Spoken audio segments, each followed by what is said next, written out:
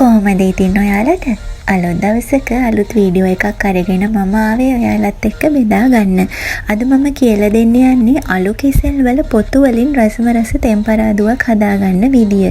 ඉතින් අපි අලු කෙසෙල් කෑමට ගන්නකොට ඒකේ තියෙන පොත ගොඩක් වෙලාවට විසි කරනවනේ. ඒක විසි කරන්නේ නැතුව හරිම රසට තෙම්පරාදුවක් හදාගන්න විදිය එන්නකො මම කියලා දෙන්න.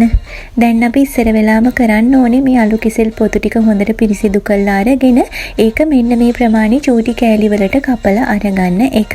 මේක පිරිසිදු කරද්දී ඔයාලට ඕන නම් මේ කහට පිපෙන එක නැති කරගන්න ලුණු වතුරට දාලා සෝදලා ගන්නත් පුළුවන්. නිකම්ම එළ වතුරෙන් සෝදලා ගන්නත් පුළුවන්. එහෙම සෝදලා අරගෙන මේ වගේ මම පෙන්නන ප්‍රමාණය පොඩි කෑලි වලට කපලා අරගන්න. ඊළඟට අපි මෙන්න මේ දේවල් ටික තමයි සූදානම් කරගන්න ඕනේ. මම මෙතන බල කරවල තමයි අරගෙන තියෙන්නේ. ඔයාලට කැමති කරවල වර්ගයක් මේකට පාවිච්චි කරන්න පුළුවන්. කරවල වෙනුවට හාල් මැස්සෝ, උම්බල කඩ ඒ වගේ දෙයක් උනත් දාන්න පුළුවන්. එහෙම නැතුව උනත් මේක හදාගන්න පුළුවන්.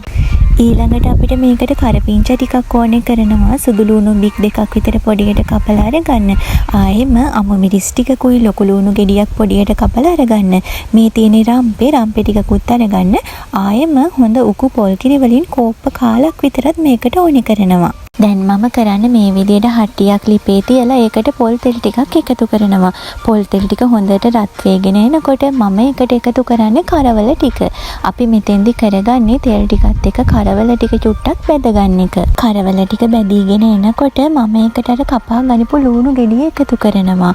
ලුණු ටිකත් එකතු කරලා මම ඊළඟට ඒකට එකතු කරන්නේ සුදු ලුණු ටික. දැන් අපි ඒකට කරපිංච ටිකයි ආයෙම රම්පේ ටිකයි ඊට පස්සේ පොඩියට කපා ගනිපු අමු මිරිස් කරල් 2-3ක වගේ ප්‍රමාණයකුත් මේකට එකතු කර ගන්නවා.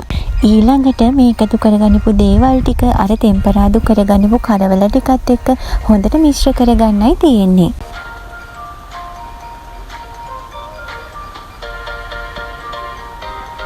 දැන් මම ඒකට කාකුඩු වලින් තේ හැඳි කාලක විතර ප්‍රමාණයකුයි ලුණු කුඩු වලින් තේ හැඳි භාගයකුයි එකතු කරනවා.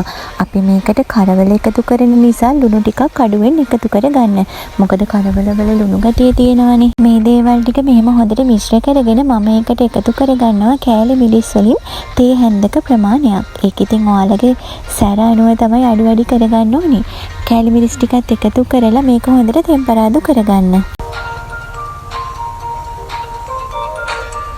මෙන්න මේ වෙලාවේදී තමයි අපි ඒකට අර පොඩියට කපාගනිපු අලු කෙසෙල් පොතු ටික එකතු කරගන්නේ. අලු කෙසෙල් පොතු ටික මේ තෙම්පරාදු මිශ්‍රණයට එකතු කරලා ඒකත් එක්ක හොඳට කලවම් කරගන්න. මෙන්න මේ වෙලාවේදී තමයි අපි ඒකට අර හොඳට උකුවට තියෙන පොල් කිරි කෝප්ප කාලා එකතු කරගන්නේ. හොඳට මතක තියාගන්න මේකට මිටි කිරිම අරගන්න. දිය කිරි එකතු කරන්න එපා. හැමුණොත් මේකේ රසය වෙනස් වෙනවා. මේ අලු කෙසෙල් පොතු තැම්බෙන්න ගොඩාක් වෙලාවක් යන්නේ නැහැ. මිටි කිරි ටික එකතු කරලා හොඳට මිශ්‍ර කරගෙන මේක කිරි ටික හිඳුනට පස්සේ ලිප ඔෆ් කරගන්න තමයි තියෙන්නේ. ගොඩ වෙලාවක් මේක ලිපේ තියාගෙන තම්බන්න යන්න ඕනේ නැහැ. එහෙම වුණොත් ඉතින් මේකේ තියෙන පැහැයත් වෙනස් වෙනවා. ඒ නිසා ඉතින් මිටි කිරි ටික එකතු කරලා ඒක ඉක්මනට හිඳුනට පස්සේ මේක ලිප ඔෆ් කරගන්න. ඉතින් මේක ඒ විදිහට හදාගෙන රස බලලා මට කියන්නකෝ කොහොමද කියලා. ගිහින් එන්නම්. ඔයාලා හැමෝටම සුබ දවසක්.